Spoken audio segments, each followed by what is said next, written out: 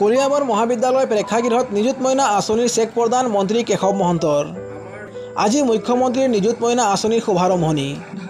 খানাপাৰা পশু চিকিৎসা মহাবিদ্যালয় খেলপথাৰত আজি মুখ্যমন্ত্ৰী ডক্টৰ হিমন্ত বিশ্ব শৰ্মাই সৰ্বমুঠ 1,59,000 ছাত্ৰীলৈ প্ৰদান কৰিলে নিযুত মইনা আঁচনিৰ ধন।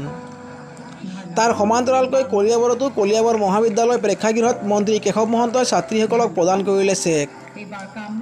বৃহত্তৰ কলিয়াবৰ অঞ্চলৰ মুঠ 761 গৰাকী ছাত্ৰীলৈ মন্ত্ৰী কেশৱ মহন্তই প্ৰদান কৰিলে চেক।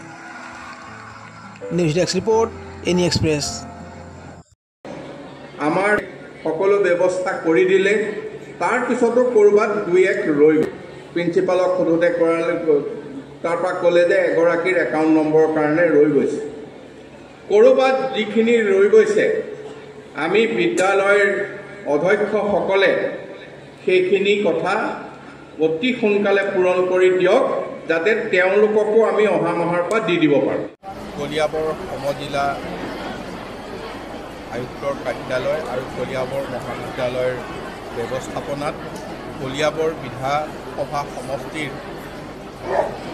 কলিয়াবৰ মহাবিদ্যালয়কে ধৰি 10খন শিক্ষানুষ্ঠানৰ 761 গৰাকী ছাত্ৰীক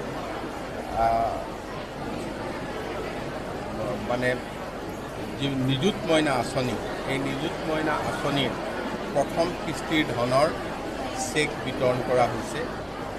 এই সকলো 761 গৰাকী ছাত্ৰীয়ে আজি ইয়াৰ পৰা হাতে হাতে চেক লৈ যাবৰ বাবে আমি অনুৰোধ জনাইছোঁ আৰু তেখেতসকলৰ একাউণ্টত এই চেক জমা দিব। এই গোটেই কাৰ্যসূচীটো ৰাজ্যিক ভিত্তিত মাননীয় মুখ্যমন্ত্ৰী ডক্টৰ হিমন্ত বিশ্ব শৰ্মা ডাঙৰীয়াই গুৱাহাটীৰ পৰা শুভ উদ্বোধন কৰিলে। আজি অসমৰ প্ৰত্যেকটো বিধানসভা সমষ্টিত এটা বা একাধিক স্থানত সকলো ছাত্ৰীক সমবেত কৰি আমাৰ বিভিন্ন মন্ত্ৰী বিধায়কসকল উপস্থিত থাকি জিলা প্ৰশাসনৰ সহযোগত আজি এই আঁচনি সম্পন্ন কৰা হৈছে। এইটো অসমৰ কাৰণে এটা ঐতিহাসিক দিন।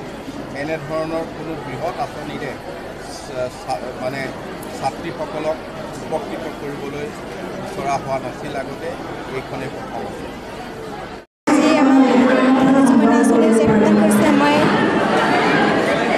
মুখ্যমন্ত্ৰী ডাঙৰীয়াক ধন্যবাদ